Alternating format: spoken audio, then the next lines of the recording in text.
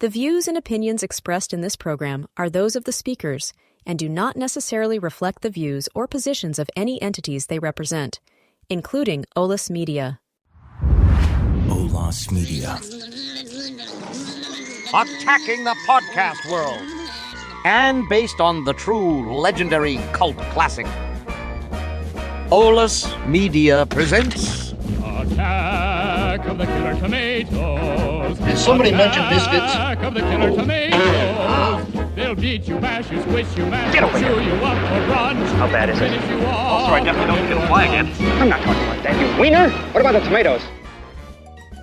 Salutations, cultivators of courage and lovers of the lens. Welcome to the Killer Tomatoes podcast. Costa Dillon is your host. He's the original sower of those cheeky, chaotic vegeta fruits that have been entertainingly enigmatic since the 1970s.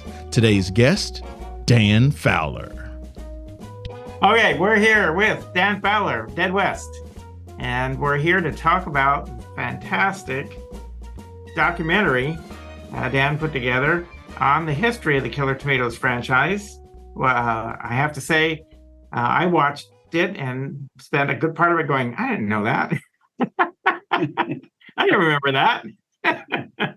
So why don't you just take a few minutes and tell us how you ever came to be interested in Killer Tomatoes in the first place? Well, it started long ago. I was one of those kids that caught the bug when the Killer Tomatoes cartoon came out. And after making the documentary, I know that's much to your chagrin that the Tomatoes cartoon caught on, because that was not the interpretation you want people to like the most about tomatoes, as these fang-faced menaces from the produce aisle. But yeah, I got on board with the cartoon series, bought the toys. The only toy I had as a kid was the Wilbur Finn letter action figure with the beefsteak. That was the only one I had as a kid. And obviously when I grew up, I walked through the video store aisles and I would find out, like later on, maybe late elementary school, like, oh my gosh, there's a Killer Tomatoes live action movie and a sequel. And I only knew of the first two at the time. Eventually I got to high school where I started renting my own stuff. My parents didn't control what I saw, whatever, because I lived in the South. Everything's the devil. And once I got old enough to start finding this stuff and renting it, and it was coming out in DVD, because that was about the time the anniversary for the first movie was happening. So it was becoming more easily accessible to DVDs. So then I saw both movies, fell in love with them. I did like the second one more than the first. And I thought that was it. I thought there was just this cartoon series that was out there that you could only see through bootleg DVDs, YouTube. And then there were the two movies on DVD, Attack of the Killer Tomatoes and Return of the Killer Tomatoes.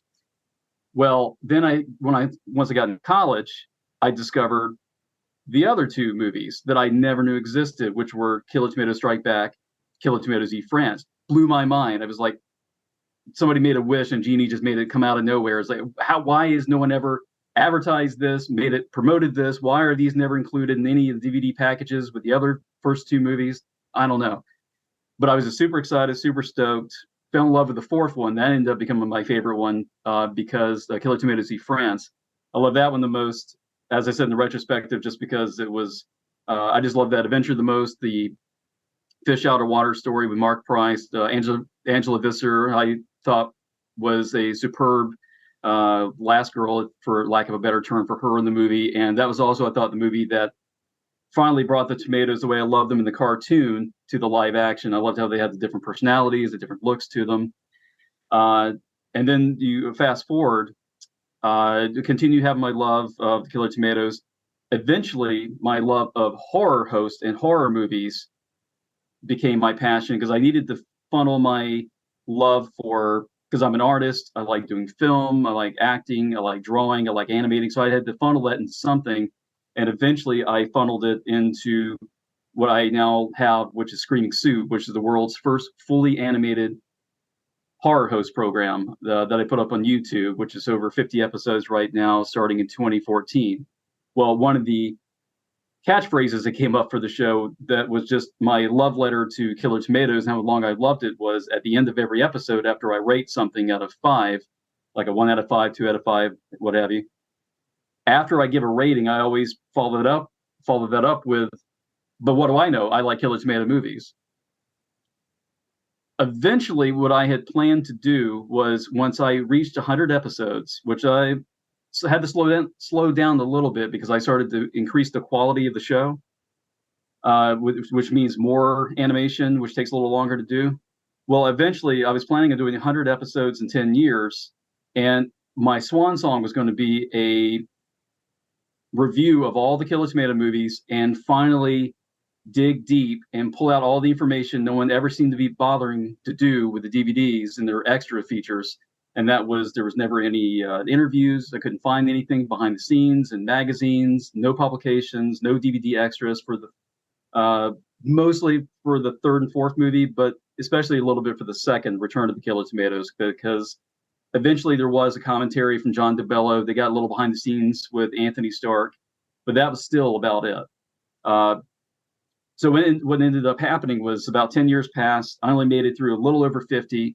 And I realized, especially with John Astin, who's now in his almost mid-90s, I realized I better jump on this because if I wait till 100 episodes, some of these people, unfortunately, may not be around anymore to talk about this. So I had to jump on it.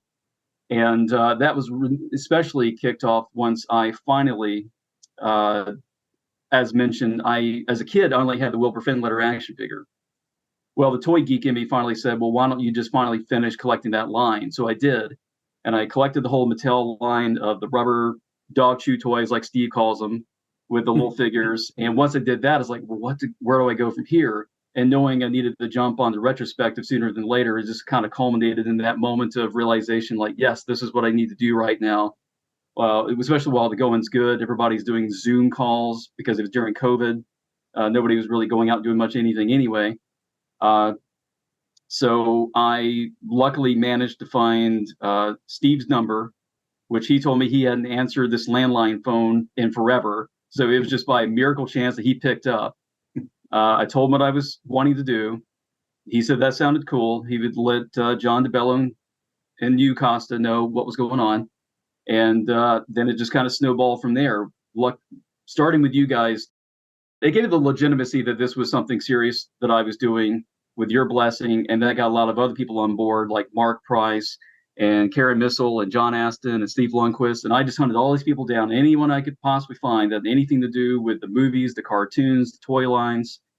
And I just did what I've been waiting for someone else to do my whole life, and that was it just finally culminated all of this trivia I've been dying to know about these movies and the cartoon series into a 3-hour-long documentary that just covers everything from your humble beginnings with your Super 8 films all the way to where you made the second season of the Killer Tomatoes cartoon series. It got canceled.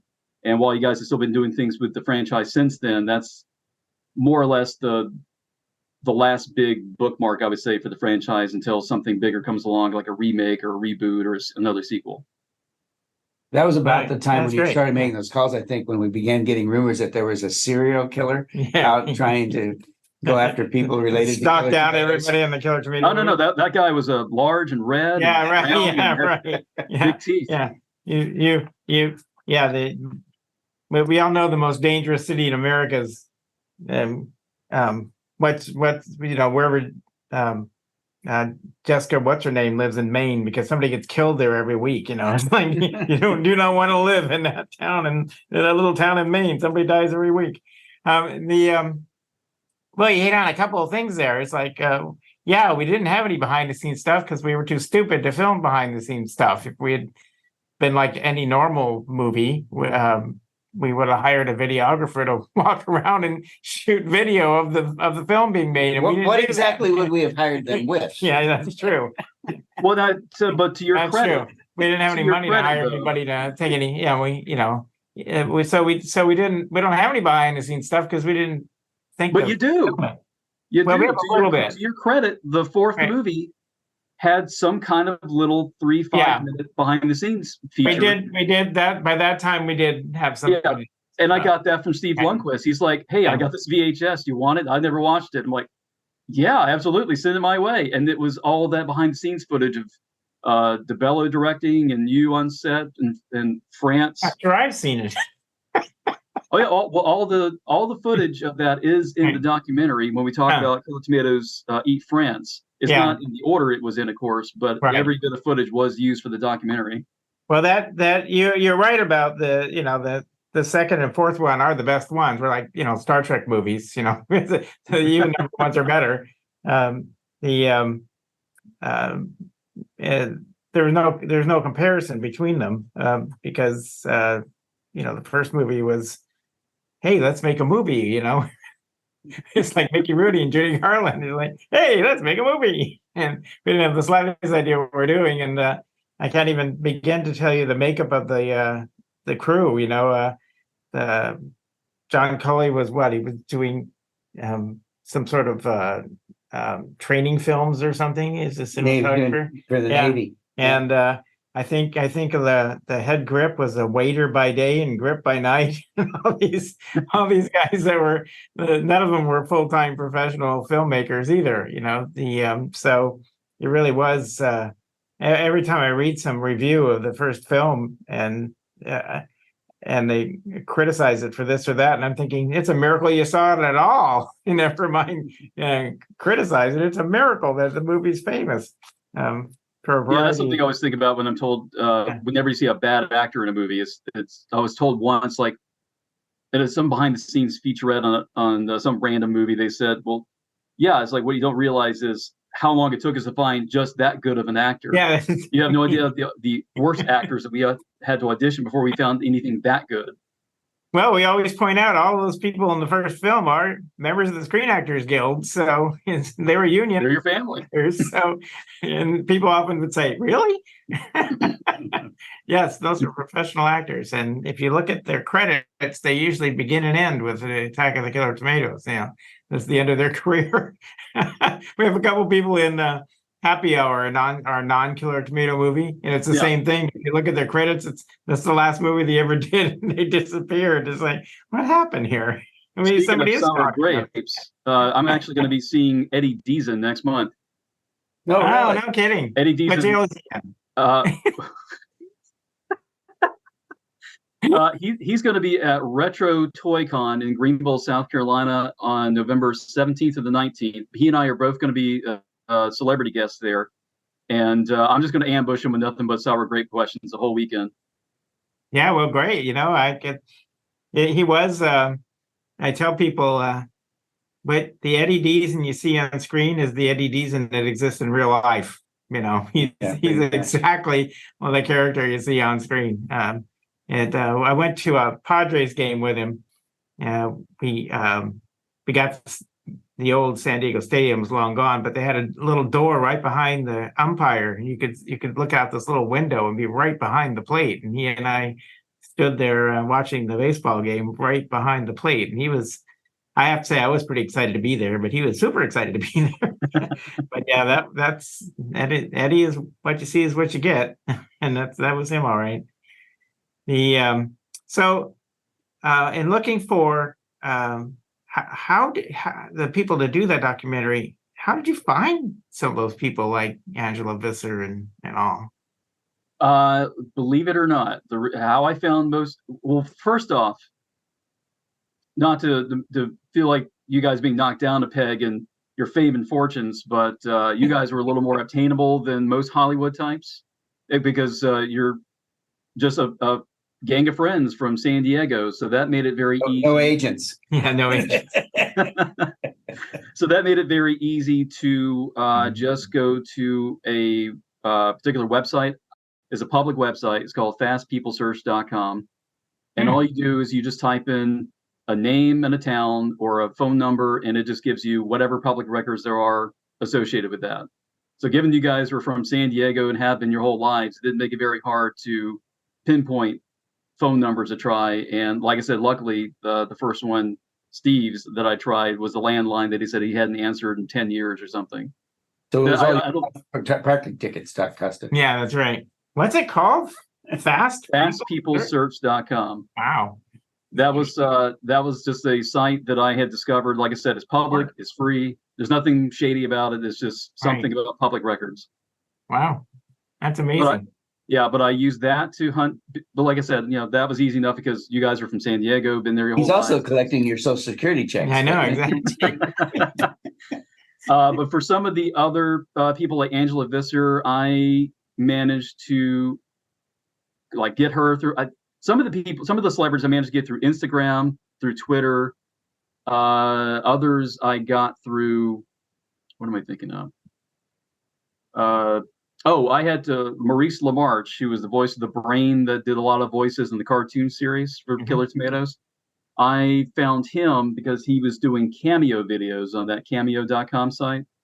And you can send direct messages when you do a request for a video. So I just sent a direct message saying what I was doing. Hey, would you help out with this? And he obliged. He was very kind about that. Oh, that's exciting. He's like, yeah, I want to be part of that. And then, of course, the other voice actors, they were luckily coming to the same convention that I'm seeing Eddie Deason at last year. So knowing that they were coming, I just reached out to Maurice LaMarche and said, once again, hey, can you just, I'm not asking for these people's contact information, but if you have it, can you just let them know I'm going to be doing this? Or can you just forward this message to them that I'll be hitting them up for an interview about being on the cartoon series? And he actually did that. When I got there, they knew what I was talking about. They found a little bit of time to squeeze away from their Ninja Turtle fans that were all wanting their autographs that day, and did an interview with me off in a side room real quick. Ninja what? We won't talk about that. And how long did it take you to edit all that? I mean, that's a my God. That was all the interviews took me about a year to complete, but it didn't take me a year to do because every interview was a half hour to an hour. John Aston took 2 hours to interview. Steve, you were the longest. You were 3, because you and I had so much to catch up on. You're one of the creators, and you had so much input and things that Costa and John didn't have. But then after I got all the interviews completed, I had roughly 22 to 24 hours of footage, I believe, and I had edited that down to the 3 hours and 10 minutes that you see in the documentary. That took me a full year. Wow. What's the one thing that either surprised you or you found the most interesting, or somebody else found the most memorable thing about the experience that you have? Well, I could say three things about that. Number one was getting to talk to Angela Visser. That was pretty phenomenal. That was amazing. She says she didn't even bother going to a Miss Universe reunion, but bothered to be part of this. That was significant to me. That meant a lot. My wife is also a big fan of her, so she got to talk to her about 15 minutes. That was like the greatest gift I could have given her last year. The other big surprise that just makes me laugh every time was talking to Crystal Carson. Mm-hmm. Best interview, just so phenomenal to talk to. She was so entertaining. And like you guys, I was so shocked by all the talk about the sandwich fetishes. Because she reveals that was news to me when I saw that. Yeah, it's like she's made into a sandwich in Killer Tomato Strike Back, and that's been following her ever since then. With all these people who have food fetishes, sending her all these vulgar letters, writing sandwiches and whatnot. It's like, oh my God, seriously? And then you guys didn't know about that, so I got to tell you. I had a clue. And then last, I think. One thing I always really, really love to dig into with any kind of backstory or somebody's just beginnings or how they got to where they got to is always just their family dynamics. Like, were you in a relationship? Did you manage to make things work with your wife, your girlfriend, your kids, all that kind of stuff? And also just, what's the expectation? Because you guys lived the American dream. You had an idea, you made it real, and then you sold it into something that made some profit.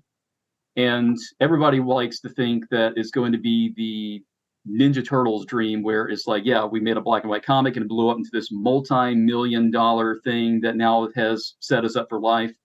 And while you guys are well off, I mean, you're not living in boxes off of the Walk of Fame or anything, but you guys are very real and said, like, well, it made us some money that maybe bought us a house or a car or it kept us from being homeless for a time, but it wasn't anything that made you millionaires and living by the pool all day long. Now, who told you we made a profit? Well, Steve said that guy in Hawaii made a profit. Yeah, That's right. right. Yeah. We haven't told Costa for Yeah, crying out Yeah, loud. told me. Out of the bag. All these years we haven't I told know. I'd be able to get a bigger box now. Yeah. Yeah, when we did I was quoted in the first film, we were filming downtown San Diego, the battle scenes. And I remember some reporter asked me why we were doing it. And I said, because we want to be thousandaires. And I think they put that in a story. And we did, we became thousandaires. It worked. Did you by Yeah, any I just- chance see- Go ahead. Did you see the piece? I don't know where it was. And just last week on Killer Tomatoes started a new genre. No, what was the genre? It's something I picked up on. It was a review in darn, I can't remember. Interceptor or something. Yeah, like that? something like that. You could probably find it if you do a quick Google search. And yeah, the writer said that he said all credit to Airplane and so forth, but we really started this spoof genre that it was interesting because he did see some things in the film that aren't there, but he also saw some things that lots of other people seem to miss. And I appreciated the fact that he recognized what we were trying to do, even though there was probably a level of ineptness in there because it was first film and we had a shoestring budget, but he understood what we were trying to do and that other people then built on it. When I saw Mars Attacks and you get to the end and they destroy the Martians with a bad song, I thought, okay, Tim Burton, put the check in the mail and send it to me because, good grief. And the slow car chase I've seen in other places too. But we did it first. And I think it's probably because we're kind of an obscure film. So, filmmakers will steal from obscure films. They figure nobody's ever seen it. So they'll think I did it first.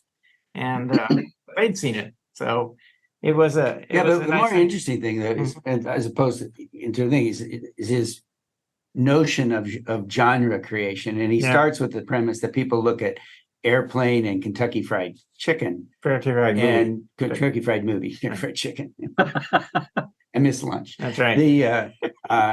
And what he doesn't know is the interesting part of that aspect. And I think, I agree, obviously, with I don't know that I agree. It's not something I would have gone to, but he makes a pretty logical point, alludes to different ways you can look at the movie and whatnot, and its positives and its negatives and whatnot. But what he doesn't know in speaking to Airplane and Kentucky Fried Movie is that the producers of both of those films were working in around Scott Sound when we were doing Killer Tomatoes. And in fact, despite the fact that by release date, we were behind Kentucky Fried Chicken Movie and just ahead of whatever, we were actually mixing in front of them and by a good year. Okay. And there was what was his name? The guy that owns Scott Sound, Bruce Scott. Yeah. Bruce Scott, and I have no way of knowing whether this is a true story or not, but Bruce Scott, and he's now dead, so I can tell it without fear of contradiction, insists for decades that the Abrams brothers, that who they did the Airplane, right? Yep. That they were sitting in the back of a mixing session at Attack of the Killer Tomatoes and went straight from there. And he claims they told him this story, grabbed the script, which was an old 1940s script, and just wrote the dialogue, rewrote this old legitimate movie that had been shot based on the style that they had just watched in the mixing session at Killer Tomatoes. Don't know whether that's true or not true, to be candid. But Bruce insisted it was. That wouldn't surprise me. And he was Until somebody steps forward and says it's a lie, I say go with it. That's the truth. Well, Yeah. when Airplane came out, that's the first thing we did. We looked at it and said, "Hey, it's our movie with the budget." And it's true. a line delivered by an actor you never heard of is different of a line delivered by Leslie Nielsen, and because you've got you have an image of that person, and so when they play against type, it comes out funnier than when an unknown person says it. It's one of the hardest things in maintaining genre, so to speak. I can now say that since a third party has suggested we have in a genre that we're at least a part of, if not having invented it, is in working on remake, the staying inside that in a script when you then have to deal with potential production partners, distribution relationships, promotion, advertising, and whatnot. And now you're just working off a script because you've got to be careful not to over deliver in what you're writing, because a lot of it is just deadpan, straight dialogue that's a matter of timing in terms of how it's delivered. And, to Costa's, Nielsen point, it's who's delivering it, when they're dealing, what's the background, what's the setting. And so you look at that script and it looks pretty utilitarian if, from the dialogue perspective, right? And in the meantime, if you try to fill in all the what you have in your head in terms of what's going on in the background and what's that, suddenly you have a 340-page script, because trying to write background stuff takes a lot more time than writing dialogue. So one of the interesting difficulties in getting a project like this to screen through traditional steps you take in making a movie is the first step is script. And the reality is you can't write believe me, we've gone through lots of iterations of this, and you have more of a threat of overwriting it than underwriting it. And we have it out with Jeff Scott, right? Jeff Strand is doing who did the book, is working on a punch up and stuff. And the last thing I told him, I said, don't try to overperform. It's just hanging. Don't overdo it. And it's true. Actors bring more to a role than what you've got on the page. John Astin was just phenomenal, and Steve Lundquist, I know, downplays what he did because he hasn't done any other acting. He went on to do other stuff, but he's funny. He just I don't think he appreciated that.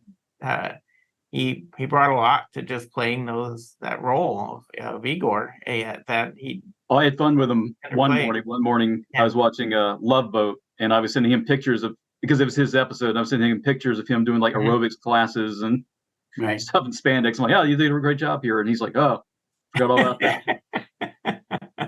Yeah.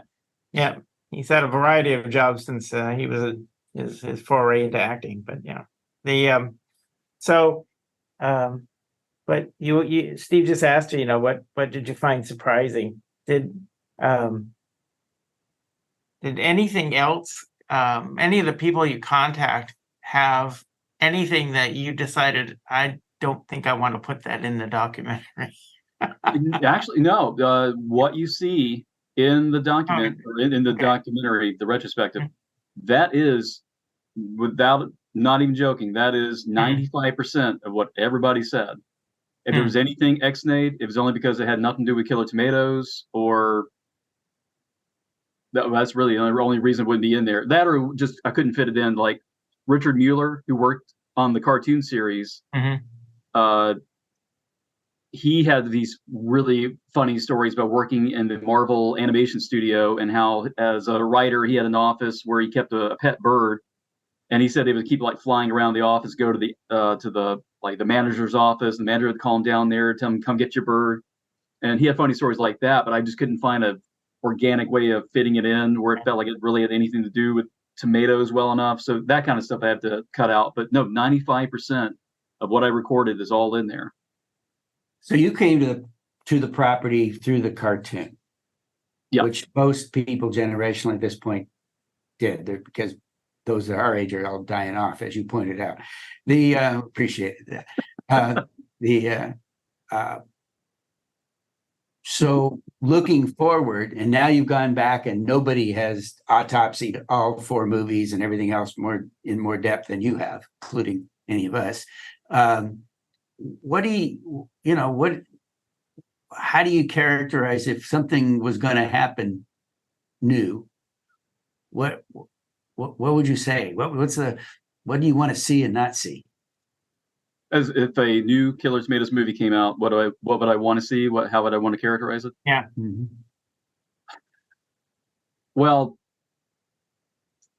for just the sake of being a horror movie fan who loves monsters and eye candy and puppets and that kind of stuff, I would hope that I would get to see some type of Killer Tomato characters again, just like in part 4. If you guys were to totally reverse it back to like just the tomatoes or just the tomatoes the size of my fist, and that was all you had throughout the whole movie, I would feel pretty disappointed by that. But that doesn't mean I wouldn't like the film, because obviously I would still watch it. I would still want to watch it, and I would still enjoy it, especially if you guys were behind any of it, because I know you guys would at least watch it like a hawk and be giving a lot of notes like, this is funny, that's not funny, or this is how we would probably do it. So I would hope it would come across the same humor that you guys had in all those other movies. I mean, well, I'll put it this way. I mean, even the cartoon series. The cartoon series is a great example if somebody came out with a new movie today, because you guys were, as I found out through the retrospective, you were pretty separated from the cartoon series.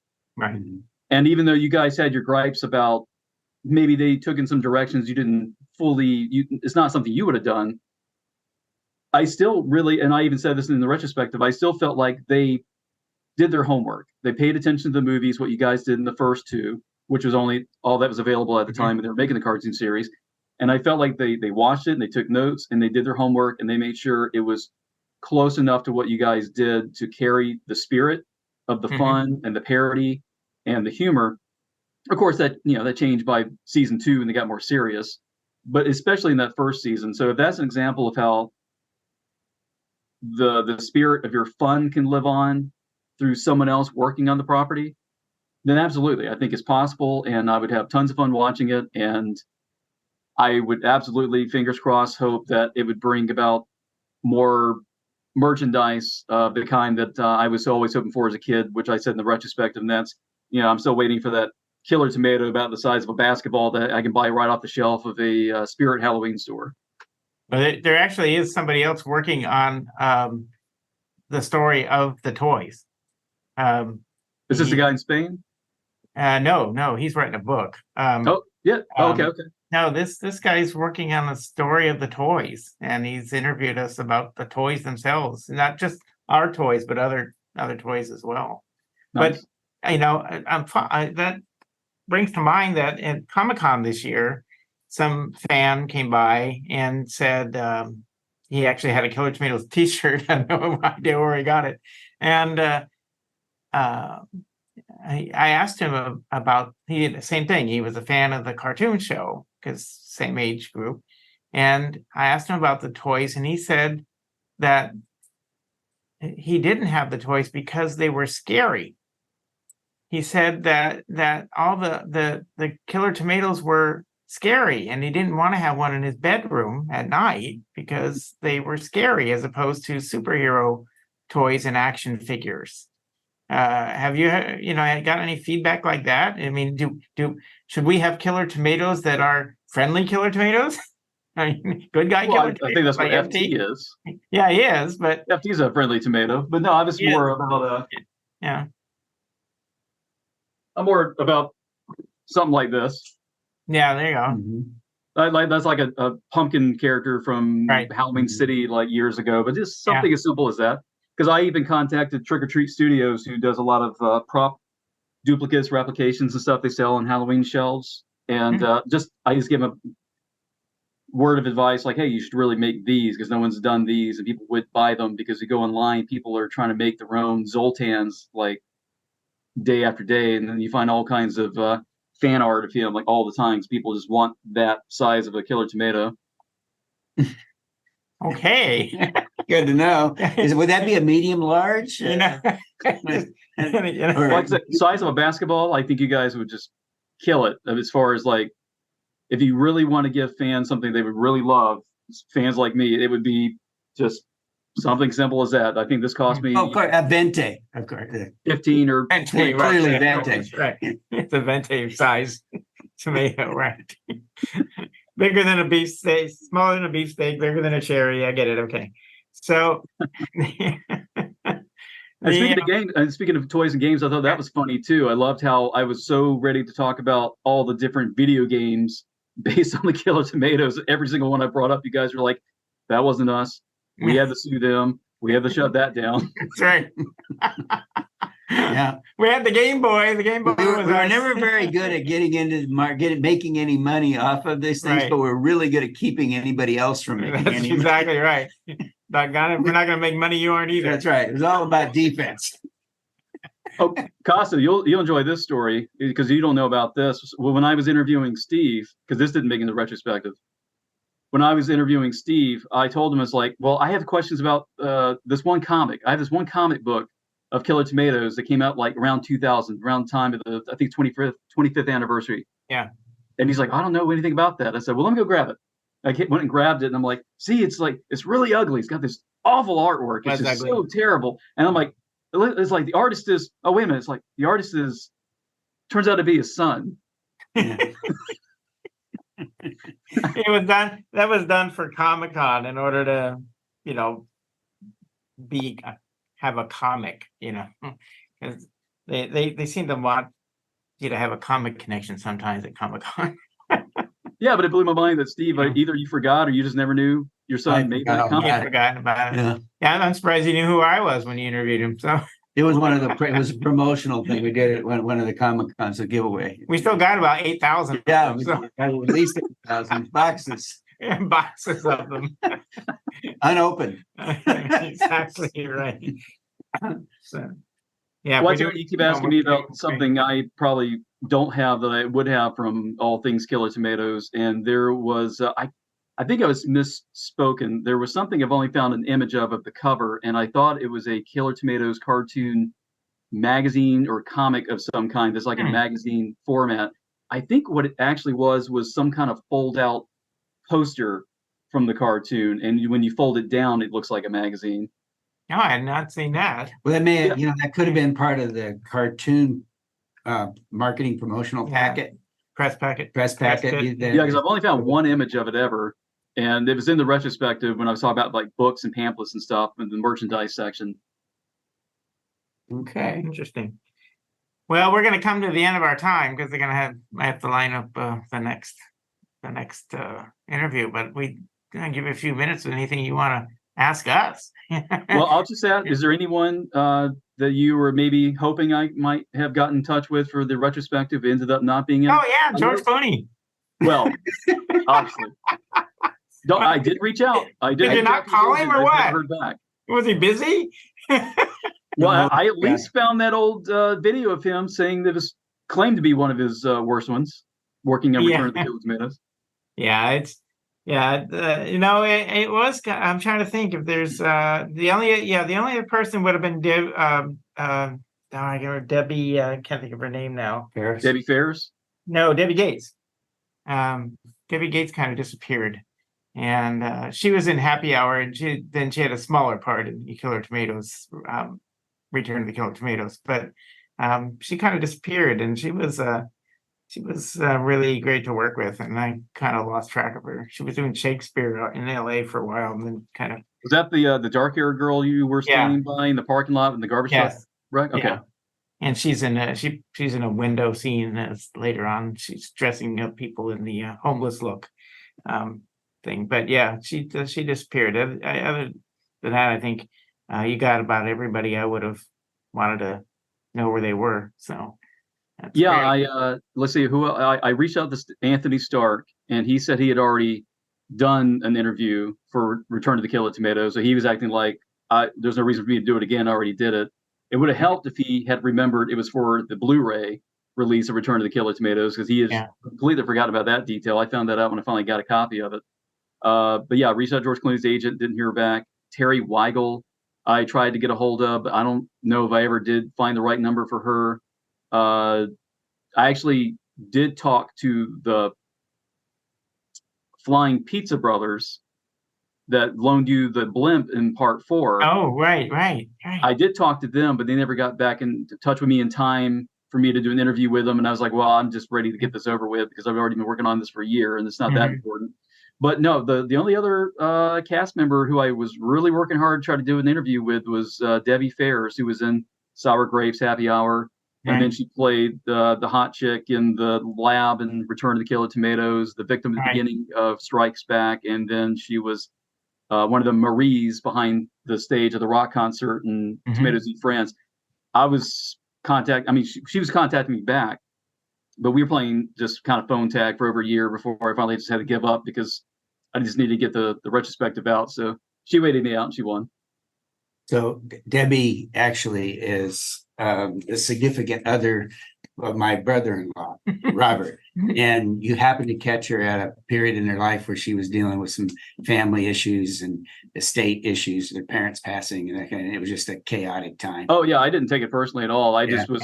So we know where she is. She would periodically say, this guy's trying to get on. He's fine. It's all right. Well, but I'm dealing with my mom and, she ended up being the trustee for her family trust, which if that ever happens to you, run. Oh yeah, I was not some heads up about that recently. The lawyer told me it's not an honor. It's not.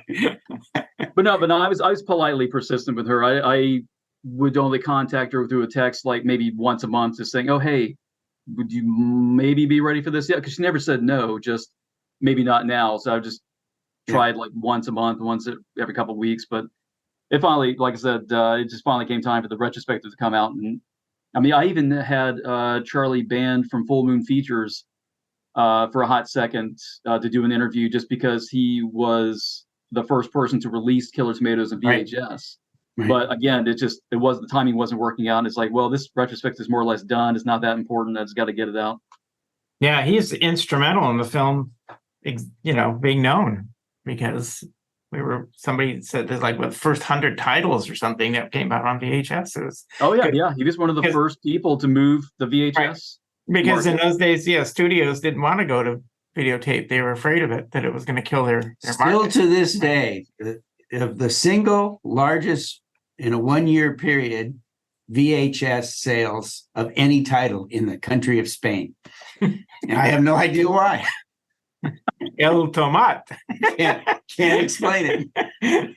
Yeah, it blows my mind just learning like how something as simple as a VHS sales could just boost something that had already been out for a while. Like that's how Swamp Thing got a sequel. I think they advertised the VHS in the Sears catalog well after it was already had already come out, and then years later it's like, oh, well, this is like blowing up in the VHS sales. Let's make a sequel. Then on the other hand, I go on a trip to Asia, and I'm in Thailand, Japan, various places, and every single hotel has got killer. These in the early days, you just had selected titles, right? It wasn't when you just got everything. They're all playing Killer Tomatoes. And I'm anxious to get home and figure out through what mechanism we got this release, right? And of course, it was all bootlegged. It was all like they care. Yeah. Well, thanks, Dan. We appreciate the opportunity to talk with you. If we if there is new Killer Tomato news, we'll be sure to let you know. Yeah. Well, yes, anyone looking to find me can find me at screamingsoup.com, home of the web's #1 animated horror show and the far most expert in all things Killer Tomatoes, according to you fine gentlemen. You can find me on all my social media handles, from X to Facebook to YouTube. We're always reviewing yesteryear and today's B-movies of horror and sci-fi, and it's all animated. We're the world's first fully animated horror host show. It stars a gas-guzzling, ray-gun-slinging cowboy skeleton named Dead West with his partner from hell, a goat named Billy. And they're always on misadventures in the wild, weird West. Right now, we're at 53 episodes, going on to 54, and it's not anything you want to miss. If you love Saturday morning cartoons, retro video games, independent comic books, then this is right up your alley. You got to give us a look.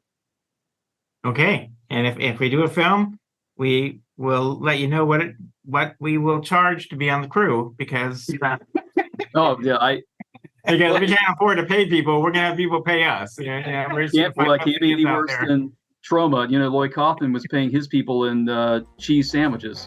And that's not even a joke. That's how Well, we're a little more Foods- classy than that. Peanut butter and jelly, I think. So, all right. Well, thanks again, Dan. All right. Well, thank you so much, guys. Take care. Bye. Thanks for listening to Attack of the Killer Tomatoes. Be sure to follow and subscribe whenever you listen to your podcasts. To read the blog associated with this episode, visit olismedia.com. This episode was produced in studios located in San Diego, California, and Tijuana, Baja California. Creative Director Ulises Breton. Sound Engineer Alan Glazepar. Ina Alvarez is co-producer. Serving as executive producer and co-founder is J.C. Polk. And Chad Pease is president and co-founder. Olis Media is an IVC media company. Olis Media.